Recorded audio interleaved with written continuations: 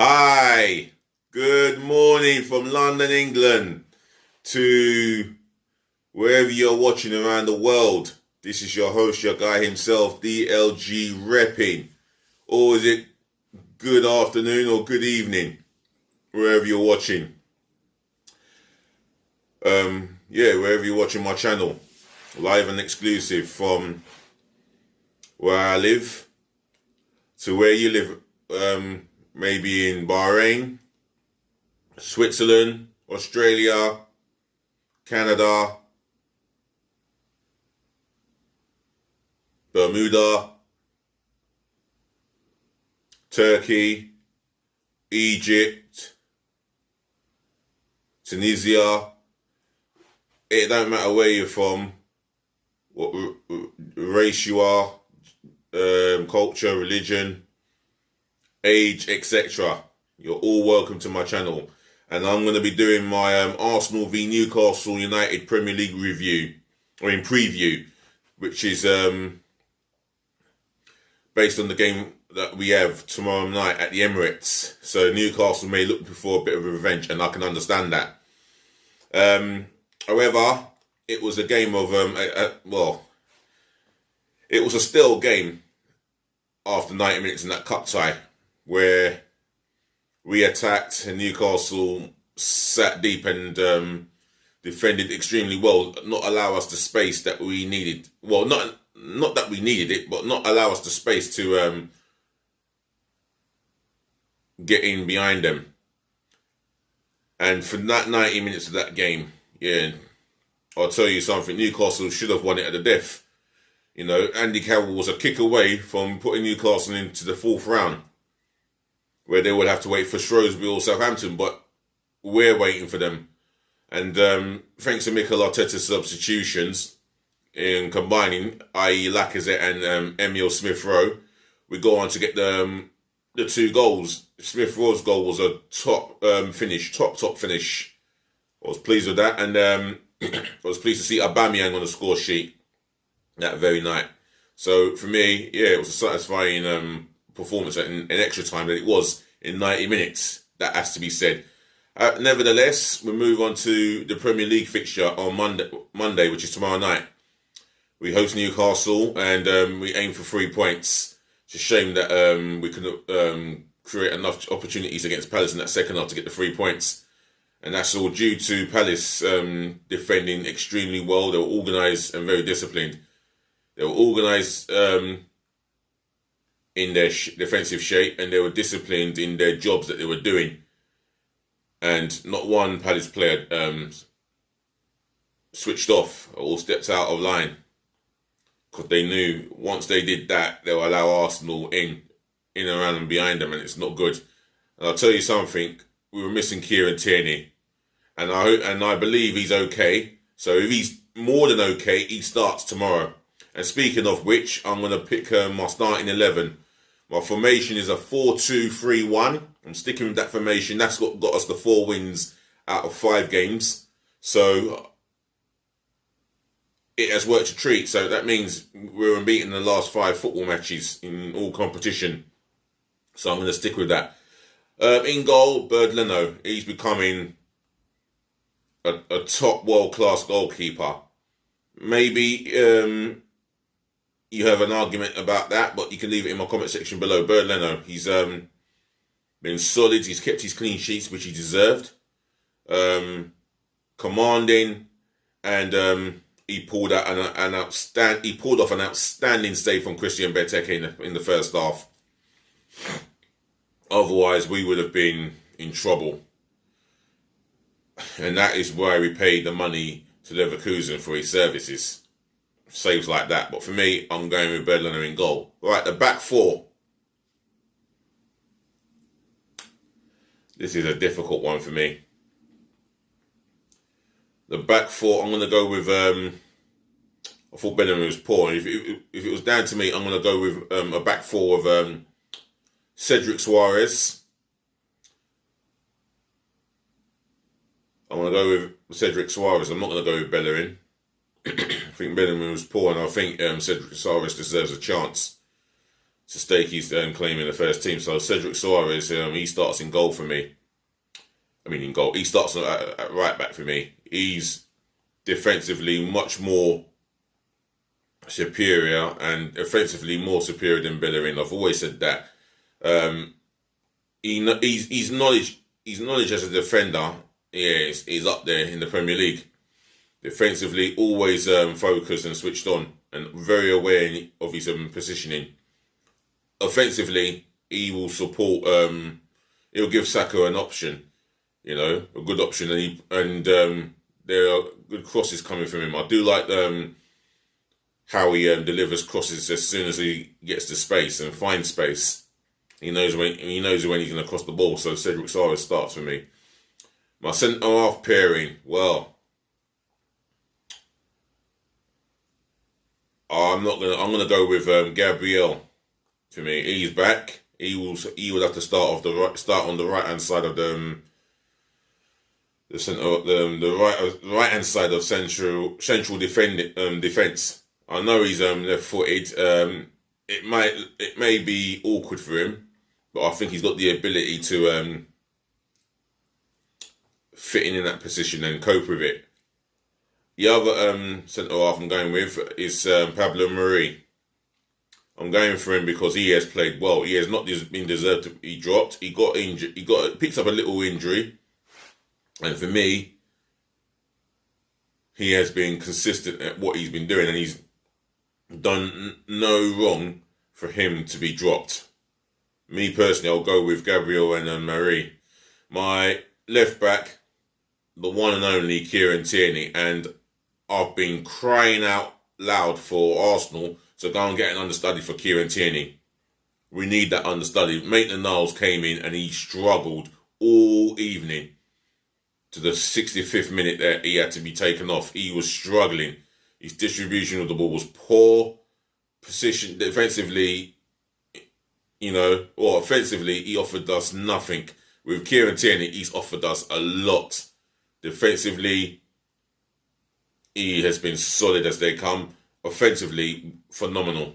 The crossing is phenomenal. And for me, he deserved his man of the match award versus West Brom. And he showed us how class he is as a left back. And thank God that we paid 25 million for him. And it's 25 million well spent. The two in the midfield, Thomas Partey. The all-round upgrade on what we have in central midfield. Thomas Partey is the first name on the team sheet. As long as he's fit, he is, by a country mile, our midfield bully destroyer. Thomas Partey. The midfielder that will play alongside him, I'm going to go with Dani Ceballos. We need a bit of technical stability. Although he does track back and put in the work defensively off the ball. He works as hard as anyone off the ball. So Dani Ceballos. He does, and in the first half he was producing some passes of beauty, and he showed his ability on the ball, and I want him to do that for 90 minutes. So I'm going to go with Thomas Partey and Dani Ceballos. The three sorts itself out for me. Bukayo Saka on the right-hand side of attack. For me, been phenomenal all season. I think he's definitely going to be our player of the season, and he definitely deserves a place in the young PFA team of the year. He's been that exceptional. He cannot be ignored anymore. He cannot be ignored. He is by far our best player and performer at the football club right now. Right, in the middle, Emile Smith-Rowe. For me, he's impressed me every time I've watched him play. Alright, Crystal Palace at home was not his best game, but he still got into the pockets. He still got into the pockets where we were crying out for number 10 to do that. He does that, and he brings a different energy as well. Off the ball, his energy and his commitment to win the ball back is second to none. And he plays with no fear. That's what I like about him the most. Emile Smith-Rowe. On the left, Gabriel Martinelli. I won't play Aubameyang there. If I can't play him there, I'm not playing him at the top. I'm going to go with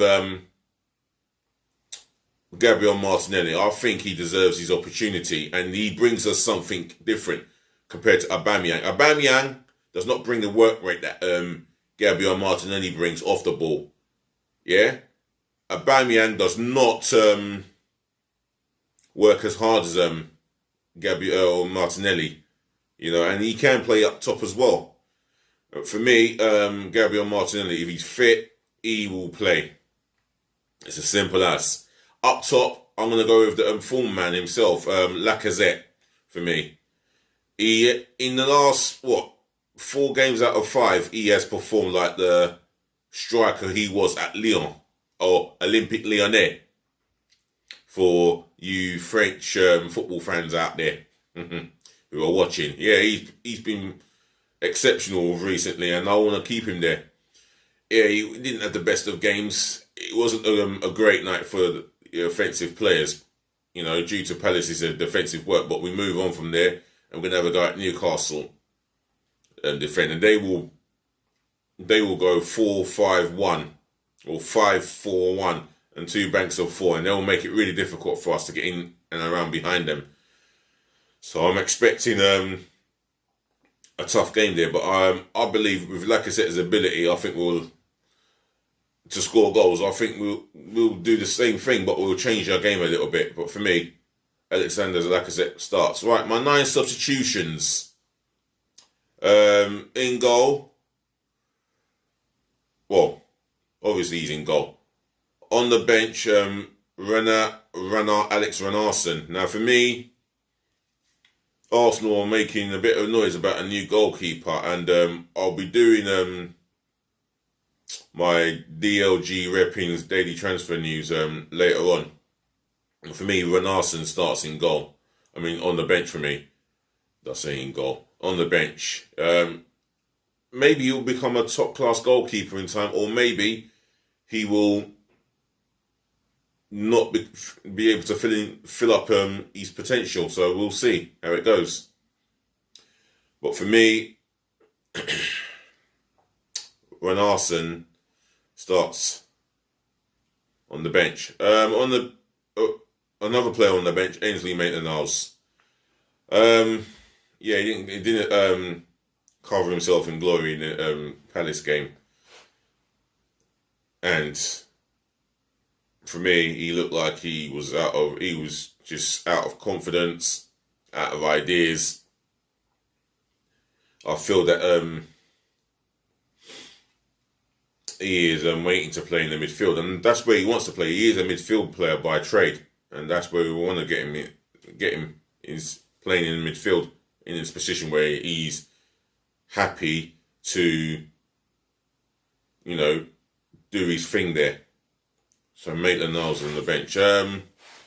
David Luiz, some experience on the bench for me. Vastly experienced.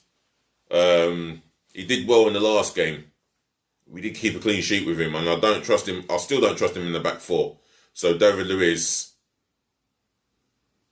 is on my bench for me. Substitute number 4.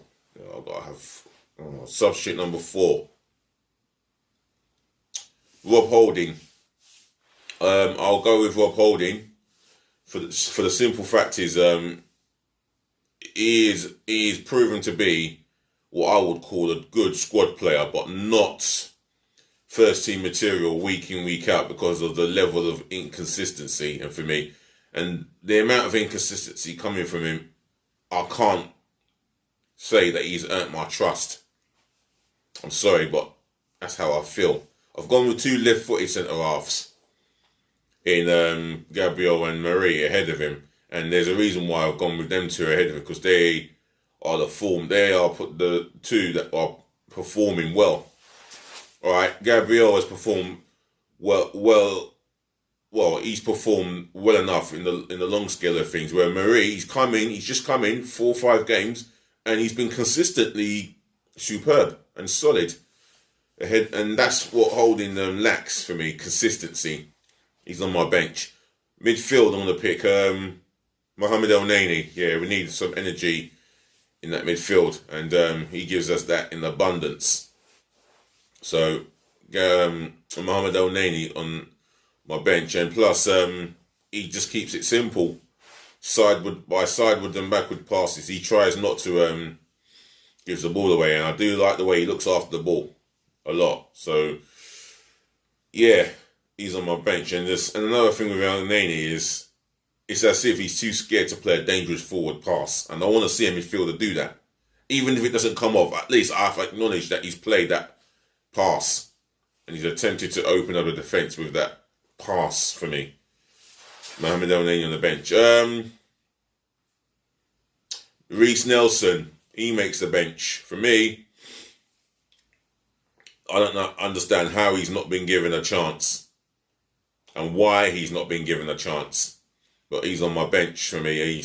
He's technically, well, we know he's quick and he's technically a good footballer, but we're not seeing enough of it.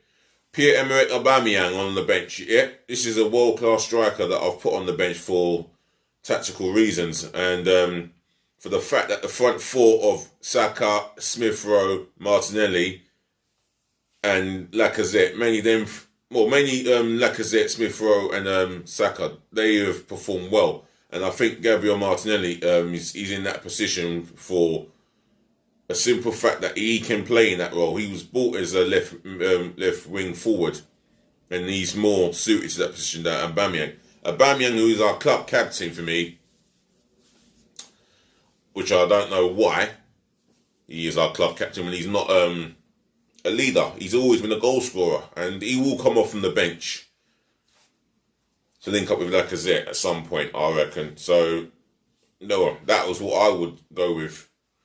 You know, someone to come off of the bench and link up with Lacazette in case the front four does not connect. But I believe we've got enough there to cause Newcastle problems. But Aubameyang starts on the bench. Nicolas Pepe. For me, yet again, there was no impact. He had 25 odd minutes to make an impact. And again, it's just the same old stuff with him. He goes and have a go at the left back, and then he's looking for a pass. Take him on. Use your pace. We know you've got skill and ability on the ball. We know you've got a dribbling ability in abundance. I like that. But we're not seeing enough. And we've paid controversially 72 million. Whether it's controversial or not, you can have your say in my comment section below. But for me, Nicolas Pepe on the bench. Substitute number 8, Folarin Balogun. Now, we need to get this guy on a contract, a long contract. Sell Nketiah. If he's valued at 20 million, sell him. Balogun is better than Nketiah. Simple as. And I don't know what Mikel Arteta or the board are doing. I really don't. Convince him to stay at Arsenal. Convince him that he will get game time in his position. He is a striker. So sell him.